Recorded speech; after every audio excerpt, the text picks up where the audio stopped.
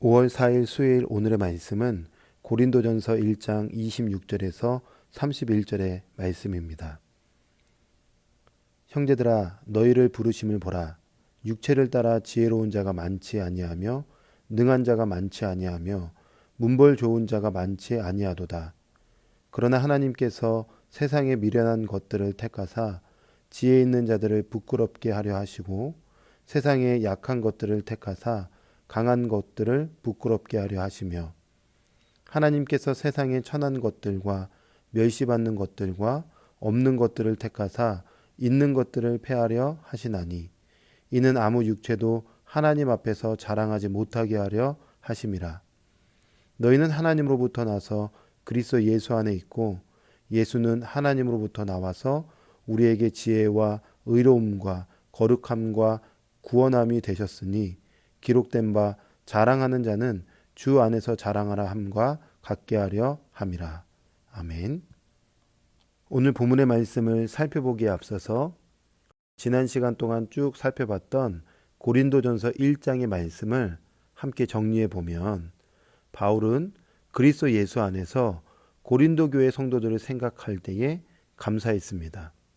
그 감사의 이유는 고린도 교회 성도들이 그리스도 예수 안에서 말과 지식이 풍성했고 그의 신앙들이 견고해졌으며 모든 은사의 부족함이 없이 우리 주 예수 그리스도의 나타나심을 기다렸기 때문입니다.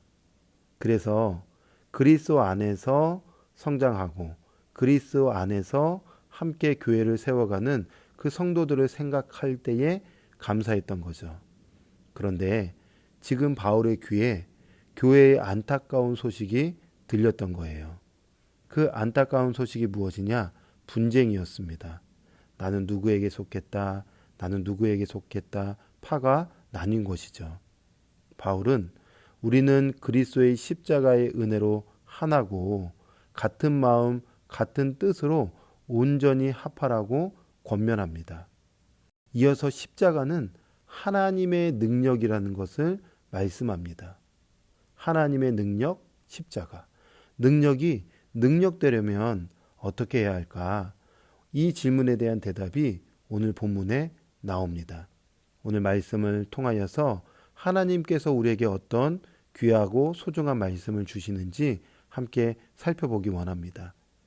바울은 고린도 교회의 성도들의 참 모습에 대해서 이야기하고 있어요. 쉽게 얘기하면 그들의 실태가 어떤 모습인지를 말씀하고 있는 거죠. 26절에 형제들아 너희를 부르심을 보라. 육체를 따라 지혜 있는 자가 많지 아니하며 능한 자가 많지 아니하며 문벌 좋은 자가 많지 아니하도다. 여기에서 육체를 따라라는 표현은 세상적인 기준에 따르면이라고 해석할 수 있습니다. 무슨 말일까요? 고린도 교회 성도들을 보면 세상적인 기준으로 볼 때에 그들은 고등교육을 받은 자나 높은 지위나 권력을 가진 자나 귀족들이 없다는 것입니다. 오히려 가난하고 배움의 기회가 적고 평민, 노예들이 그 교회 구성원들로 많이 있었던 거죠. 그러니까 세상의 기준으로 볼 때에 그들은 무엇 하나 자랑할 만한, 세상의 기준으로 봤을 때 높일 만한 것이 하나도 없었다는 거예요.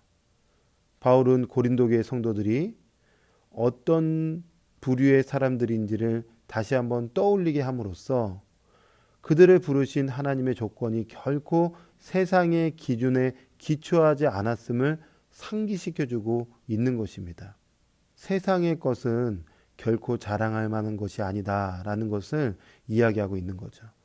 이어서 27절에서 28절의 말씀에 보니까 그러나 하나님께서 세상에 미련한 것을 택하사 지혜 있는 자들을 부끄럽게 하려 하시고 세상에 약한 것들을 택하사 강한 것들을 부끄럽게 하려 하시며 하나님께서 세상에 천한 것들과 멸시받는 것들과 없는 것들을 택하사 있는 것들을 폐하려 하시나니. 여러분 27절과 28절에서 반복되는 표현이 무엇일까요? 부끄럽게 하다입니다. 이 표현은 세상의 지혜, 권력, 명예가 하나님 앞에서는 결코 자랑할 것이 아님을 깨닫게 한다는 의미입니다. 생각해 보십시오. 세상에서 가장 유명한 하버드 대학을 나오고 그 세상에 큰 지혜가 있다 하지라도 지혜와 지식의 근원이신 하나님 앞에서 그들이 갖고 있는 지혜가 무슨 의미가 있냐는 것입니다. 여러분, 부와 권력을 가진 자가 모든 것을 주관하시는 하나님 앞에서 다 가졌다고 할 수 있을까요? 그럴 수 없는 거예요. 하나님께서 한번 흔들어 제끼시면 우리가 갖고 있는 것은 아무것도 아니게 되는 것입니다. 최근에 우크라이나 러시아 전쟁에서 한 기사를 보았는데 우크라이나 재벌, 러시아 재벌, 그 재벌들이 갖고 있는 엄청난 부가 단 한순간에 송두리째 날아가는 소식들을 듣게 되었어요. 뿐만입니까? 내가 자랑하고 있는 건강, 자녀, 재능, 실력, 내가 소유한 모든 것들이 주님 앞에서는 모두 한순간에도 무너질 수 있는 거예요. 즉, 세상에서 소유하는 것들은 자랑할 만한 것이 아니라는 것이죠. 자, 그렇다면 성도, 신자의 자랑은 무엇이겠습니까? 30절에 바울이 이야기해 줍니다. 너희는 하나님으로부터 나와서 그리스도 예수 안에 있고 예수는 하나님으로부터 나와서 우리에게 지혜와 의로움과 거룩함과 구원함이 되셨으니 기록된 바 자랑하는 자는 주 안에서 자랑하라 함과 같게 하려 함이라. 아멘. 결국 신자의 자랑은 세상의 것이 아니라 오직 그리스도 예수밖에 없다는 것입니다. 예수님 안에 있을 때에 우리의 약함이 자랑이 될 수 있어요. 실패가 자랑이 되고 넘어짐도 자랑이 되고 눈물과 상처도 자랑이 될 수 있습니다. 왜요?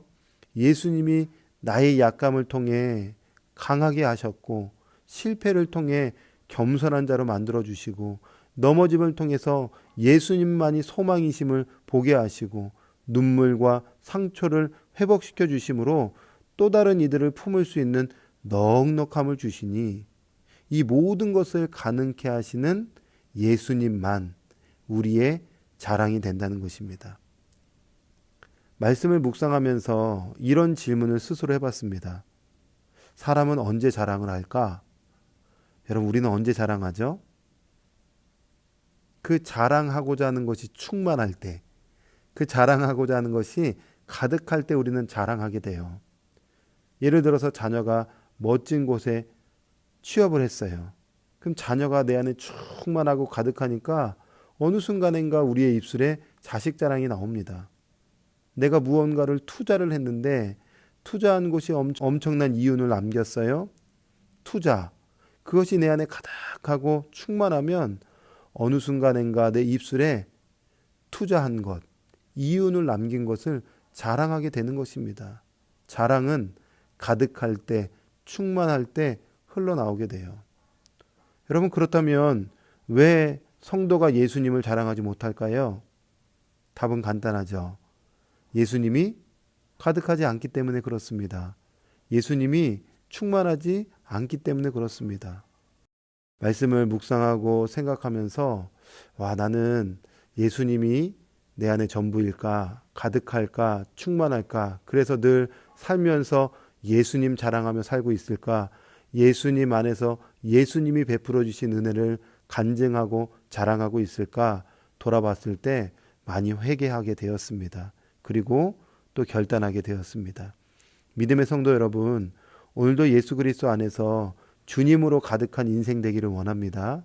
그리하여서 예수님 때문에 기뻐하고 예수님 때문에 행복한 복된 인생이 되기를, 그 주님을 자랑하는 인생이 되기를 주님의 이름으로 축원합니다. 아멘. 기도하겠습니다. 하나님, 감사합니다. 귀한 말씀을 우리에게 주셔서 감사합니다. 예수님으로 충만하고 예수님으로 가득해서 예수 안에 자랑하고 예수님만을 높이는 복된 인생이 될 수 있도록 축복하여 주시옵소서. 감사드리며 예수님의 이름으로 기도합니다. 아멘.